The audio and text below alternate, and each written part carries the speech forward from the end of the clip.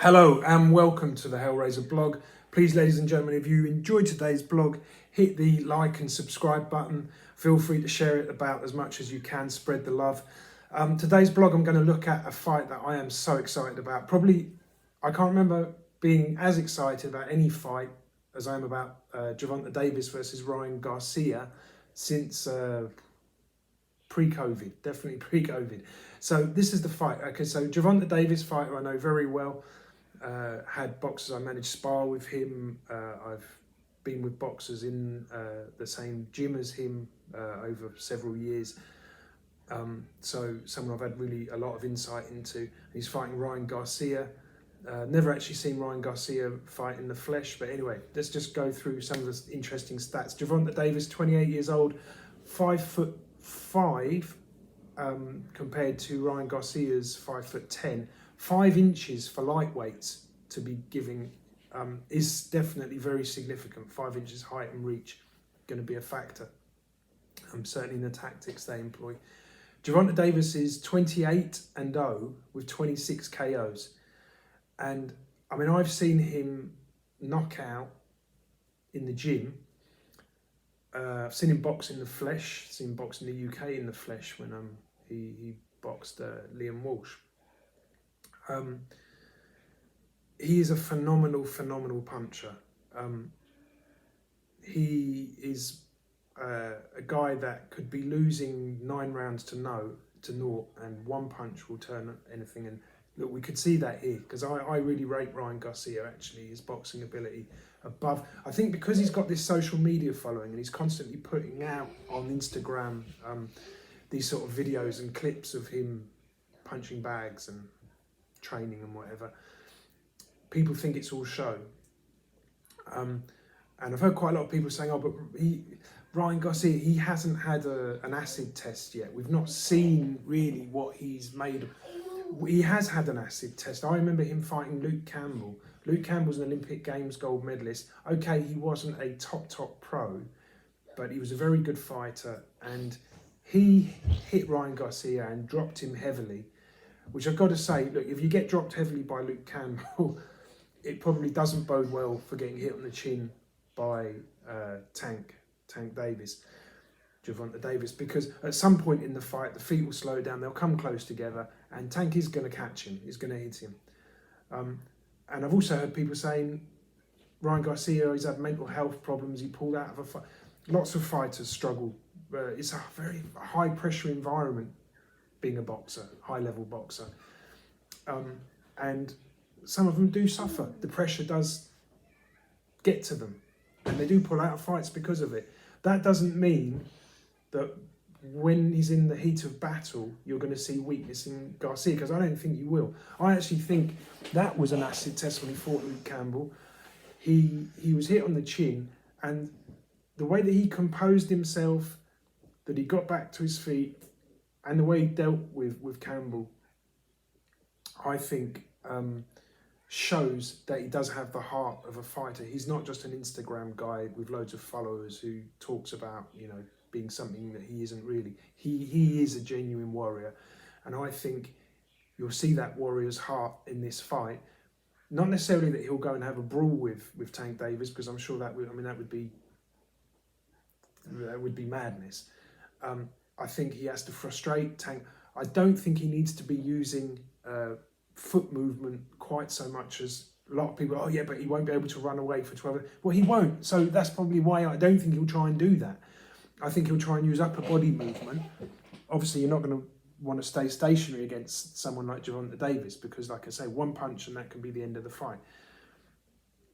But I think Garcia has a much livelier chance most people give him. I'd say even closer than what the bookmakers are giving him, because you've got with some bookies Davis being like a 6-4 on favourite and shorter.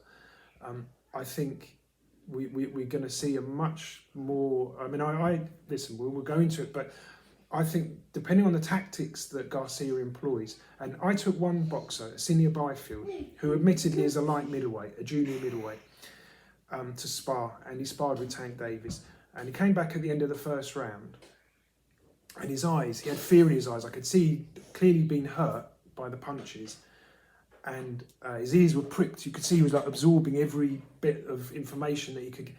And we devised a tactic in there, which was to not use our feet, because also it was in Mayweather's boxing gym, and the ring canvas is very squashy in there. So to try and bounce around the ring against someone who's, I mean, Tank Davis is very, very good at cutting the space down and engaging at close range and suffocating opponents.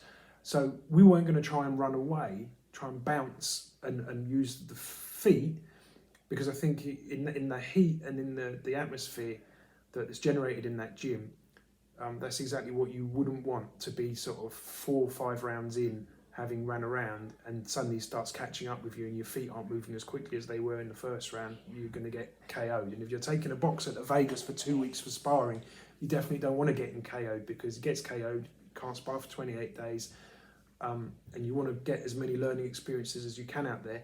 At the same time, you have to balance it, because you're looking for learning. So we wanted to spar Tank, even though I've seen him knock people out with single shots.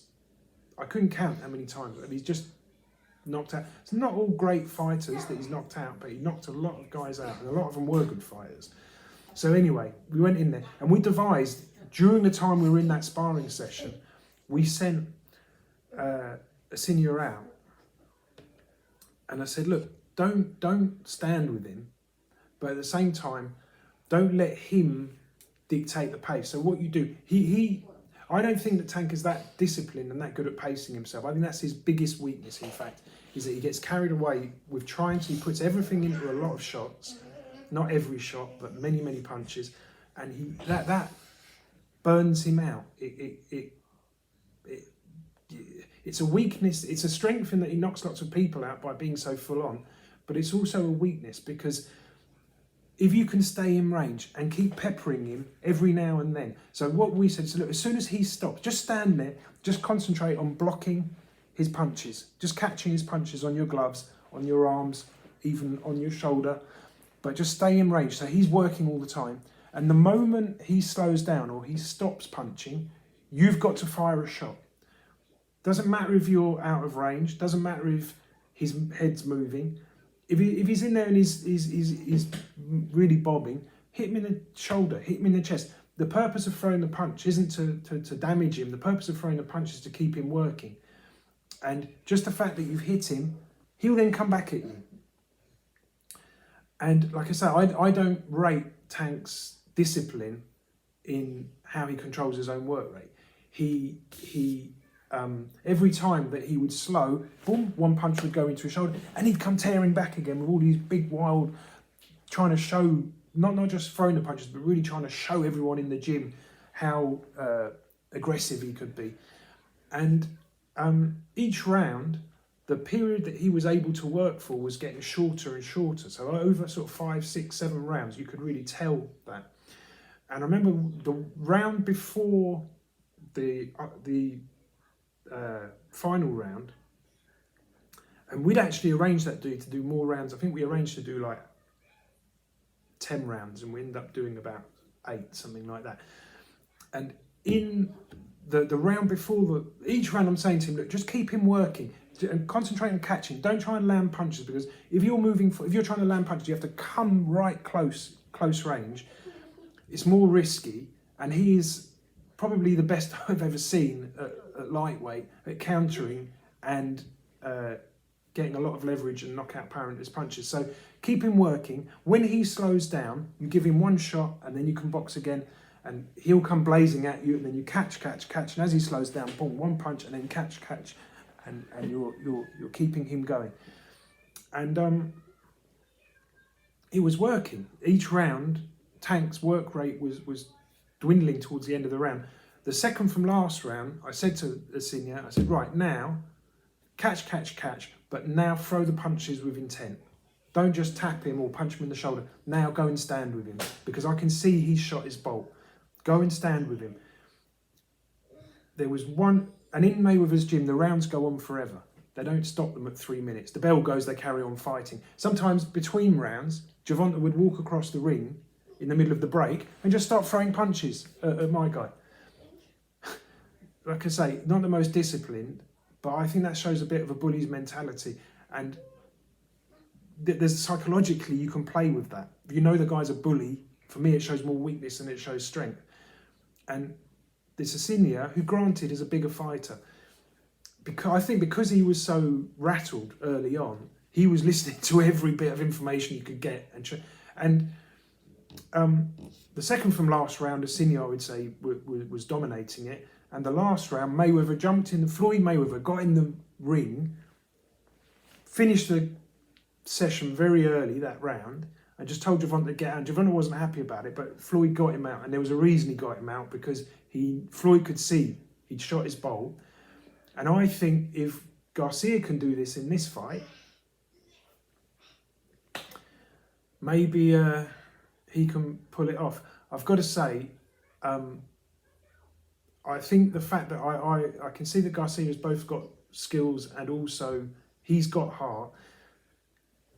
The worry is if Luke Campbell can drop him so heavily, and Luke Campbell did that, it was premeditated. It's 100%, it was calculated. It wasn't just a threw a shot and caught him. He calculated exactly what he did. He drew in Garcia and caught him with that straight left, which dropped him very heavily. If he can do that, Tank Davis can definitely do it. And that will be good night. That will be the end of the fight right there. Garcia will not take the shots. So in terms of what my prediction is, it's really, really swaying one way than the other in my mind, because I think Garcia is the better technician. Tank Davis can end it. Even if he loses 9 rounds in a row, one punch and that'll be the end of it. That can be it. Good night. If he lands flush. But look, I'm going to take a bit of a chance here. I think the odds should definitely be a lot tighter than what they are. I've seen like 4-6 on Tank Davis as the favourite. I'm going to go with Ryan Garcia. I don't say it full of confidence, but I just got a feeling he might pull it off. And I think the way he reacted when Luke Campbell dropped him, which if you get dropped by Campbell, like I say, that's not a good sign, but because much as Campbell was a brilliant boxer, he wasn't that concussive a puncher as what Tank Davis is. But I just think we might see something here that surprises a lot of people, that actually Garcia has got a little bit more in the cojones department than what people give him credit for. Anyway, guys, if you like the blog, please hit the subscribe button. I'll see you again very soon on the Hellraiser blog. Thanks for watching, guys. Enjoy the fight. Please give me your comments. I'm so interested, and especially a fight like this, so open and so many different interpretations of what could happen. Ciao for now. See you then. Thanks for watching. Bye-bye.